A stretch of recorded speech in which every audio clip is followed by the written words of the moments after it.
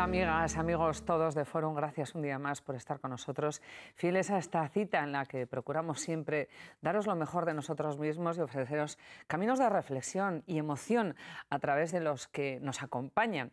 Como bien dice la escritora que hoy está aquí con nosotros, en el prólogo del libro del que nos viene a hablar, algunas vidas superan la imaginación más desbordante. Y aunque vamos a hablaros de ficción, los protagonistas de la historia de la que hoy os vamos a hablar existieron y nos hablan del ejercicio, de la ambición y del poder. No en estos tiempos, precisamente, porque también hubo otros tiempos en que se ejerció muy duramente la ambición y el poder. Donde se alzan los tronos, la historia de una mujer que quiso ser rey.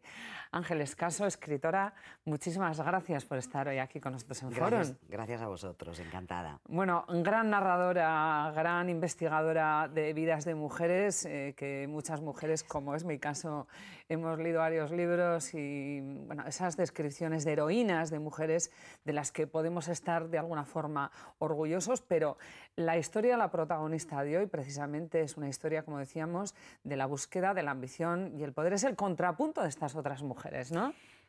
Sí, porque Mariana de la Tremouille, la princesa de los Ursinos, que es un poco la columna vertebral de la novela, no es una mujer ejemplar, ¿no? En el sentido de que, bueno, es una mujer ambiciosa, retorcida, como es casi todo el mundo cuando está cerca del poder, ¿no? Pero, bueno, sí que fue una mujer excepcional, porque que en el siglo XVIII una mujer se atreviera a hacer carrera política, que diríamos ahora, era algo que realmente no ocurría muy a menudo, por no decir nunca, ¿no? Yo creo que es un caso muy excepcional en la historia. Bueno, por sacar una lanza a su favor, pregunto, y en parte así lo he leído, desarrollar todo este tipo de mecanismos y estrategias era la única forma también de sobrevivir en ciertos ambientes. Es que yo creo que en el poder se sobrevive de esa manera, ¿no? Es decir, yo creo que muchos de los enredos que se cuentan aquí, de las zancadillas, de las puñaladas, de las jugadas que se hacen los unos a los otros, son cosas que forman parte de la condición del poder a lo largo de los siglos, a lo largo de todos los tiempos, y que seguramente suceden ahora mismo en la sede de cualquier partido político o de Y para cualquier una mujer ministerio, más, ¿no? incluso. Y supongo que para una mujer más, y mucho más en esa época. Claro. Y mucho más en esa época, claro. Bueno, has entrado en el tema de la época y nos centramos ya en el libro donde se alzan los tronos con una situación tremenda con la que arrancas, que es la situación en la que Carlos II se está muriendo y, bueno, también un rey muy sui generis. Y te preguntamos por él, porque fue sui generis, por cierto, pobrecito. y no deja descendencia.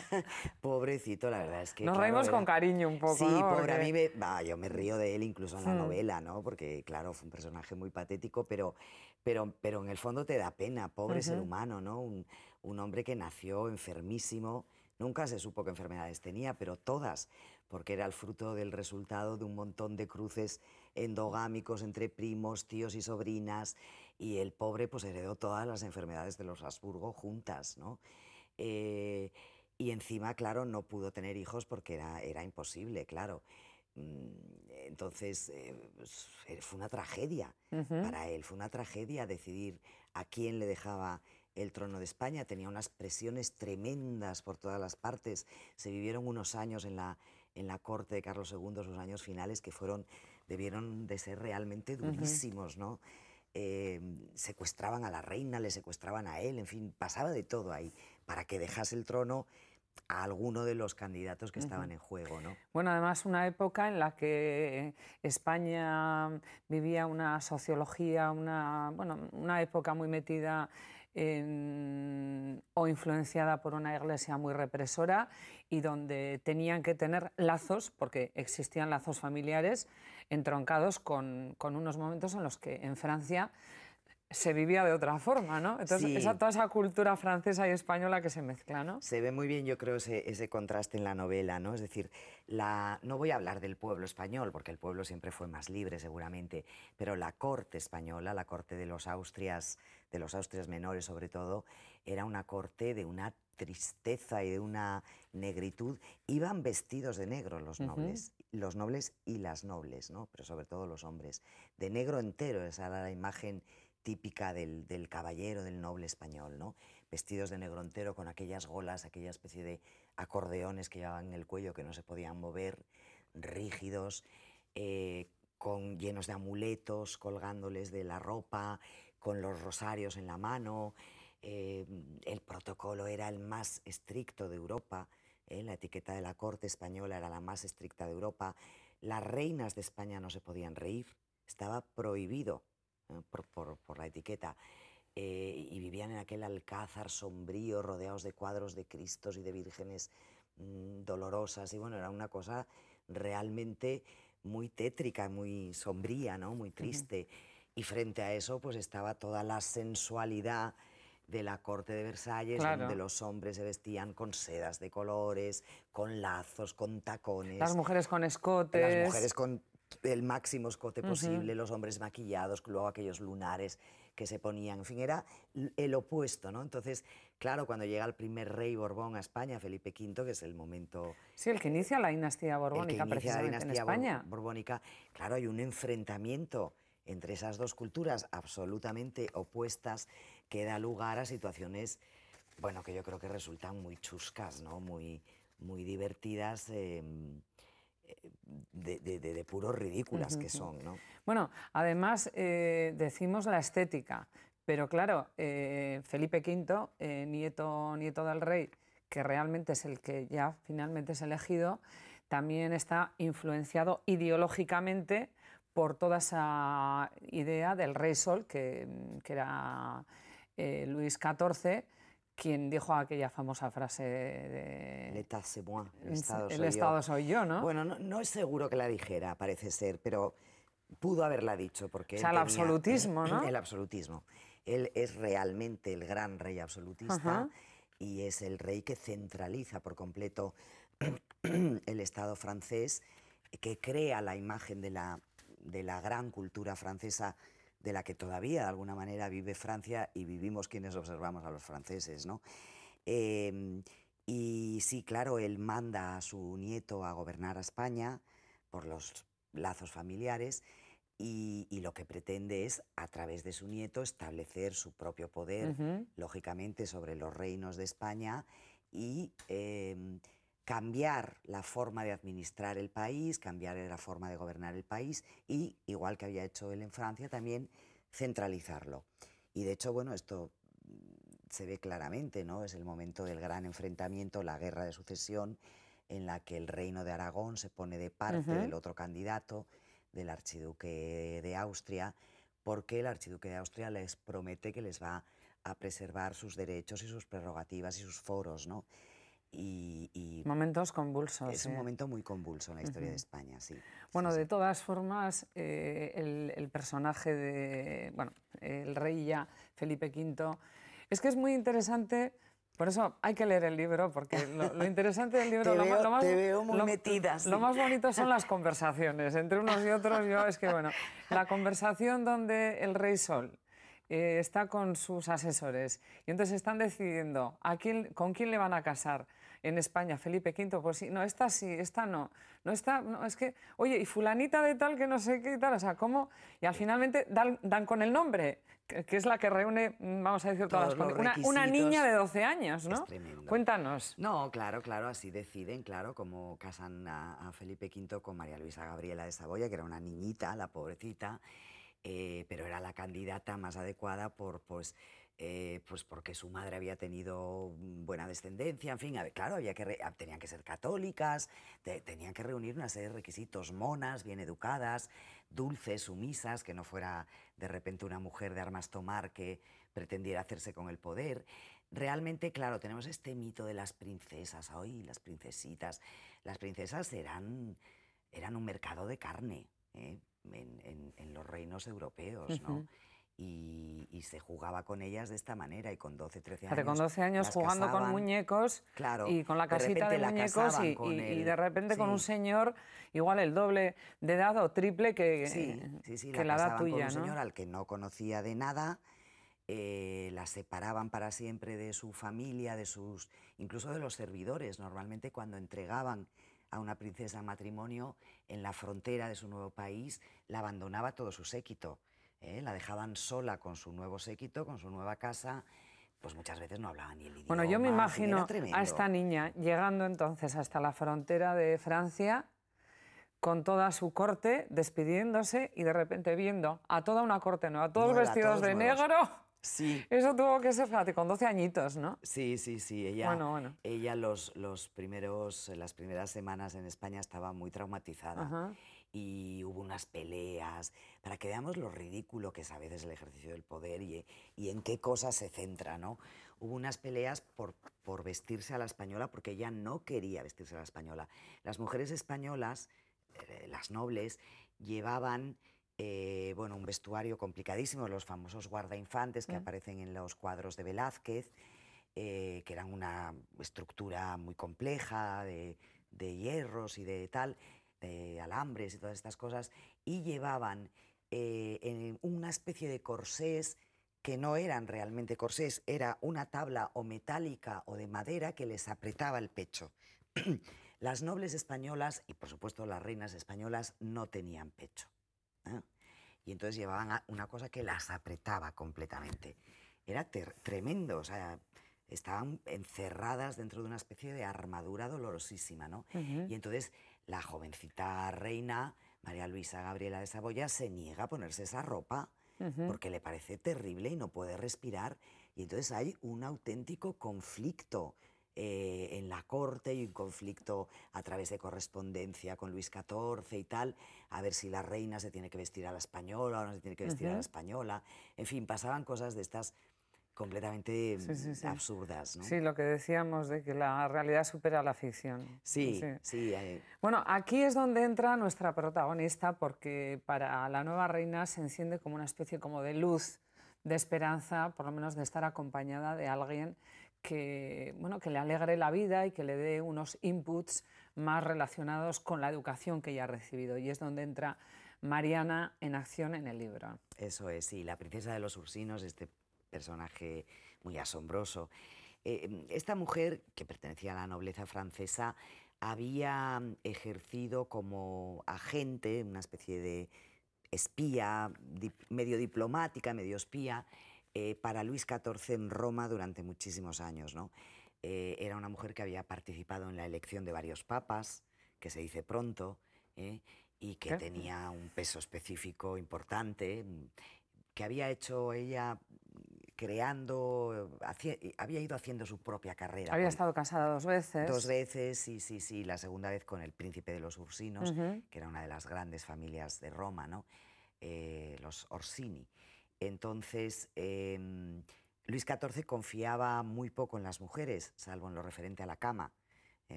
Ahí sí confiaba mucho. Pero sí, creo que solamente respetó intelectualmente a 2 mujeres en su vida: a su segunda esposa, que era una esposa secreta, Madame de Maintenon, a la que mantuvo siempre en secreto en la corte, aunque todo el mundo lo sabía, y esta mujer, la princesa de los Ursinos. Y entonces él, cuando Felipe V viene a España, la manda como camarera mayor de la reina para que controle un poco al matrimonio, los asesore, les dé consejos, los introduzca bien en la corte y además sirva de correa de transmisión para que él les haga llegar todas sus órdenes. Un poco de espía también, ¿no? Sí, sí, era un poco madre, un poco espía, un poco... Bueno, de todas formas en el libro si dices que le gustaba jugar entre el sentimiento, con la piedad, incluso le llegó a gustar decidir sobre la vida o sobre el futuro de los demás, en una España donde, como comentábamos, el cristianismo y todo el tema este de los amuletos y los exorcismos y todas estas historias estaban no tanto, bueno, en las clases bajas, sino, como no lo sabíamos, porque este es un dato bastante novedoso, estaba metido dentro de las propias estructuras aristocráticas. Sí. Y claro, ella no tenía nada que ver con todo eso. Ella era una francesa refinadísima, que sí, que es verdad que había vivido muchos años en Roma, pero Roma era mucho más libertina que Madrid.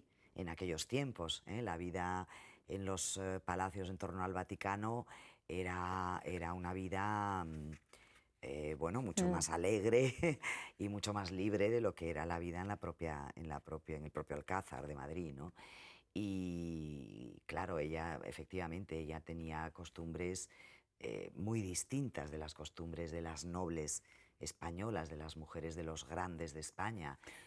Y sorprendía muchísimo por su libertad y por su manera de entender la vida, ¿no? Pero al mismo tiempo también era una mujer, según parece, muy seductora, muy encantadora y que se metía a la gente en el bolsillo. También se hacía muchos enemigos, claro. Claro, sabía ir de un lado a otro, Claro. digamos, surfear bien la vida, ¿no? Claro, claro. De todas formas, no es por nada, no es por volver atrás al libro, pero sí creo que es interesante este tema de las supersticiones, porque claro, al mismo Carlos II, que se pasa toda la vida hechizado y con su pobre mujer, como comentabas, no solo la secuestran, sino que la someten a exorcismos y tal para que tenga hijos, porque además...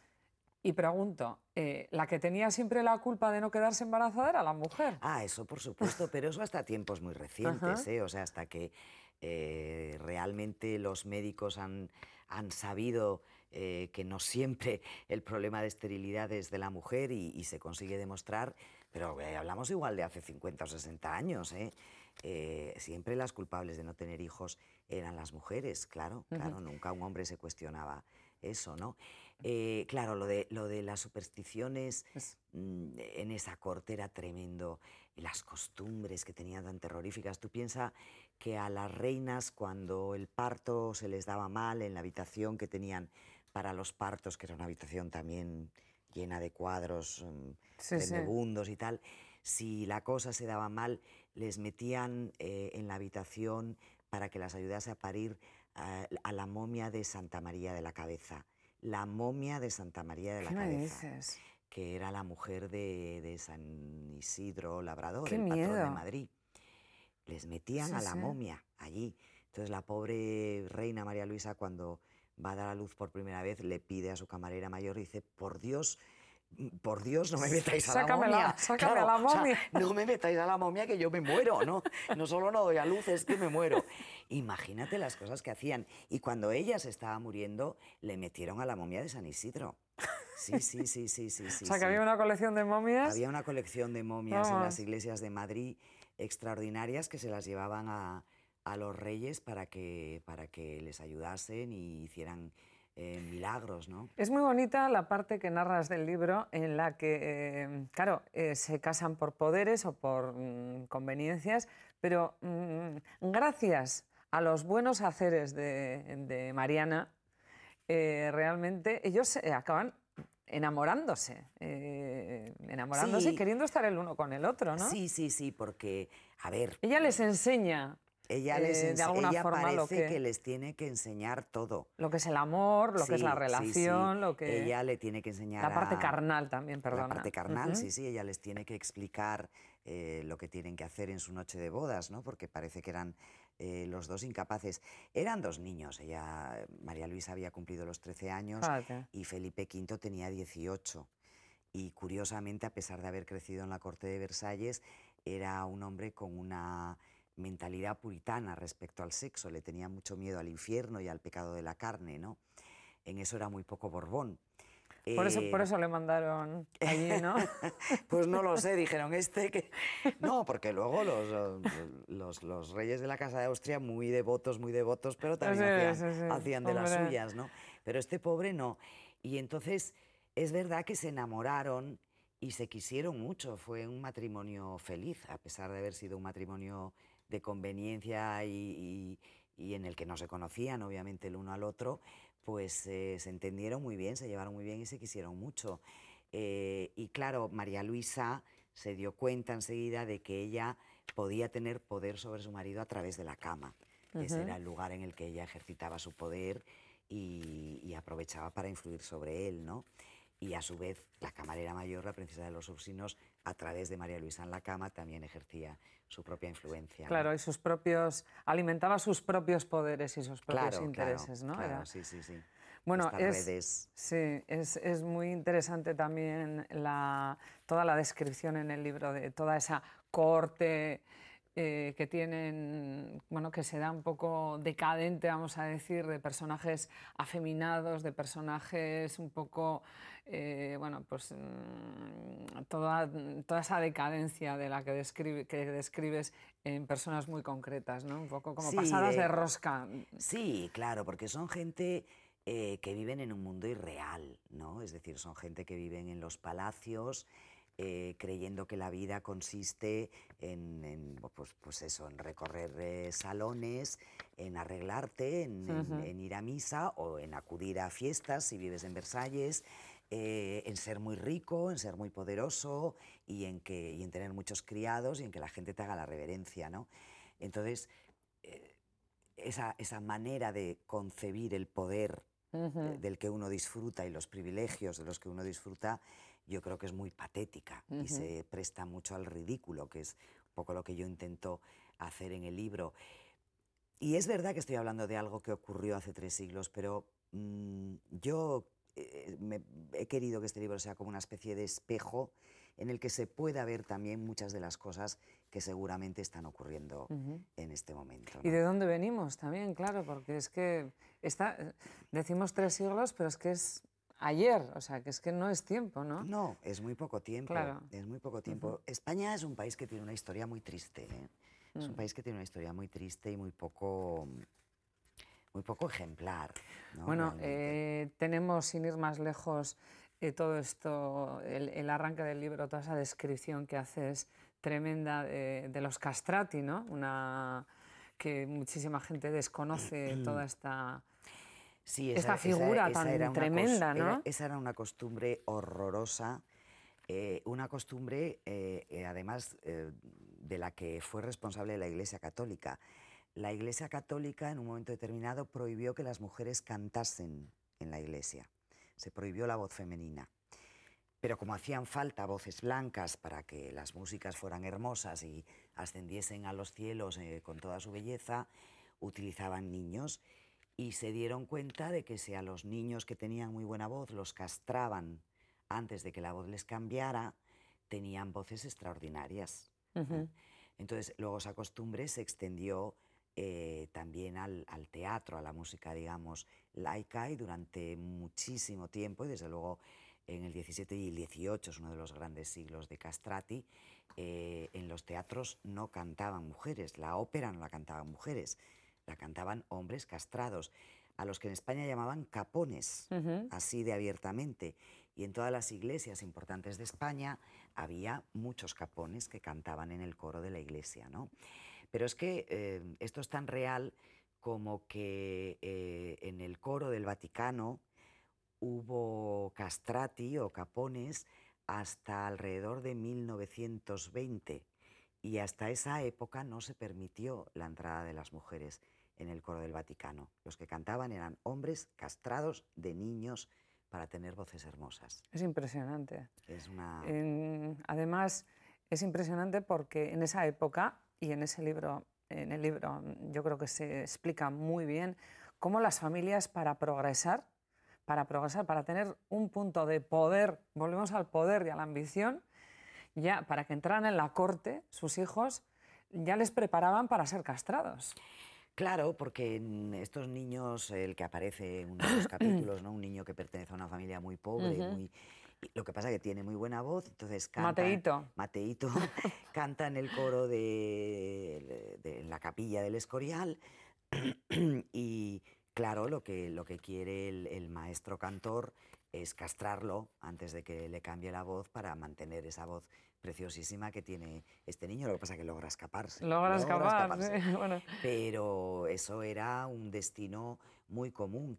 Felipe V, que acabó siendo un hombre que padecía unas depresiones tremendas, probablemente era bipolar, se metía en la cama durante semanas en el Palacio de la Granja, que lo mandó construir él con su segunda esposa.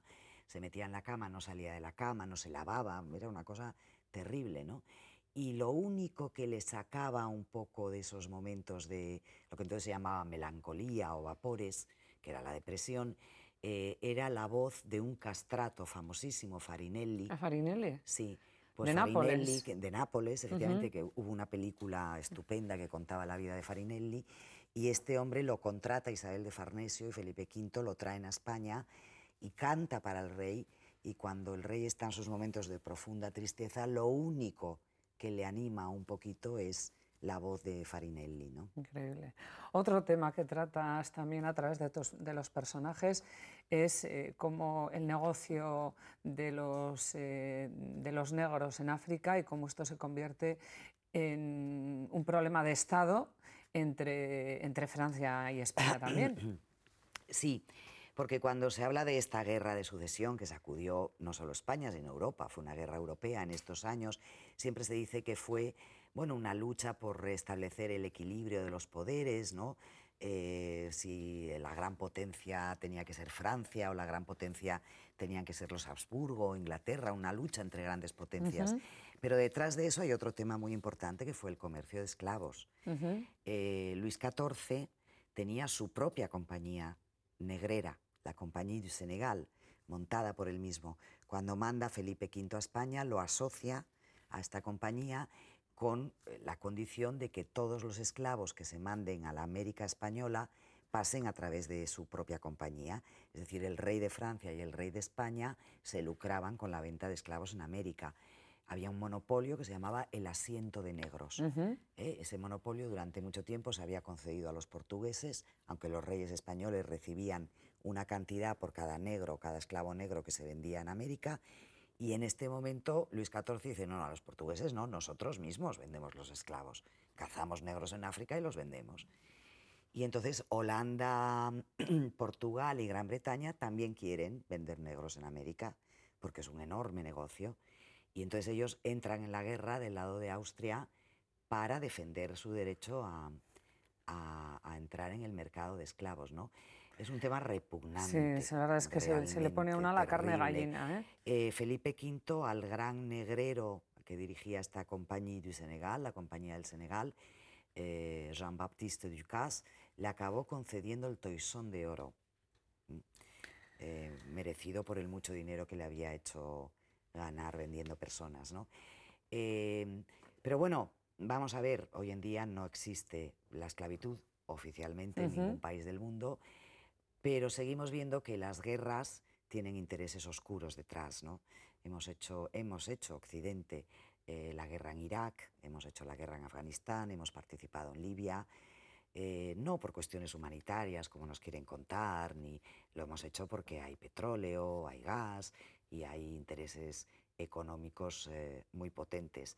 Ya no se venden esclavos, pero se venden otras cosas. Bueno, en tu libro con el que ganaste el Premio Planeta, realmente tratamos también un tipo, vamos a decir, de esclavitud, de esclavitud, ¿no? Contemporánea. Actual, que es el tema de las inmigrantes, o sea, eso decir, desde otro plano. Eso es. Pero por rematar, porque se nos va el tiempo, por rematar el libro y no contar el final, que el que lea la historia, pero mejor que lea la historia, que lea el libro, porque vale. Sí, hay un poquito de sorpresa. Unas ahí, conversaciones, ¿no? muy interesantes. Realmente todo cambia de tono cuando llega la segunda mujer de Felipe V, Isabel de Farnesio, y parecía una mosquita muerta en el cuadro, pero luego no resulta una mosquita muerta, ¿no? Claro, vamos a dejar en la intriga. Sí, pero es verdad que a la princesa de los Ursinos le pierde la soberbia, que es lo que les pasa muchas veces a los poderosos. Llega un momento en que está tan convencida de su poder, tan segura de lo imprescindible que es para Felipe V, que se equivoca completamente y mete la pata y, bueno, y acaba cayendo, ¿no? Como se decía entonces, provocando su propia caída, ¿no? Y esto es algo que también vemos muchísimo en el poder, como a los poderosos muchas veces se les va la pinza, ¿no? Y se creen que ya son intocables y que nadie les va a reprochar nada y que todo esto les pasa mucho también. Te quedaste muy orgullosa, una gran apuesta con este libro que mencionábamos antes, Contra el viento, y como estamos ya llegando al final del programa, un apunte por dónde estás yendo ahora, si vas a seguir en el mundo femenino, que comenzaste con Sisi, con aquel libro maravilloso sobre Elizabeth Bueno, de Baviera. ahora mismo estoy terminando 2 cosas, pero que no son novela. Yo entre novela y novela descanso un poquito con otro tipo de... con ensayo, con historia, con traducciones. Estoy terminando un libro que tenía muchas ganas de hacer sobre Paul Gauguin, el pintor, para una colección de arte, y estoy terminando una traducción de la correspondencia entre Napoleón y Josefina, que es muy divertida. Sí, sí. Es muy divertida. Las cartas de Napoleón, no das crédito que ese hombre que dominó el mundo de aquella manera le escribiera esas cosas suplicantes y tremendas a esa mujer. Te esperamos, ¿no?, aquí con estos 2 libros. Y luego empiezo a pensar ya un poco en novela, que sí es la que ahora mismo estoy pensando, que luego nunca se sabe si tendrá también una protagonista femenina. Bueno, pues con todas estas apuestas nos vamos a tener que ir despidiendo. Por cierto, esta pregunta que te haces al final del libro, hemos cambiado mucho de entonces a ahora, rápidamente contéstanos. Sí, en algunos sentidos sí, para muy bien. En otros seguimos siendo iguales. Y lo estamos sufriendo en este momento. El ejercicio del poder frívolo, irresponsable, lo estamos sufriendo. Muy bien, Ángeles, pues con esta frase, con esta reflexión más que frase, nos vamos a despedir. Hemos dicho que hasta otro momento. Hasta pronto, espero que sí. Muchas gracias. Bueno, y a vosotros todos, pues bueno, animaros a que leáis este libro con todas estas conversaciones de las que vamos a aprender mucho. Eskerrik asko, agur.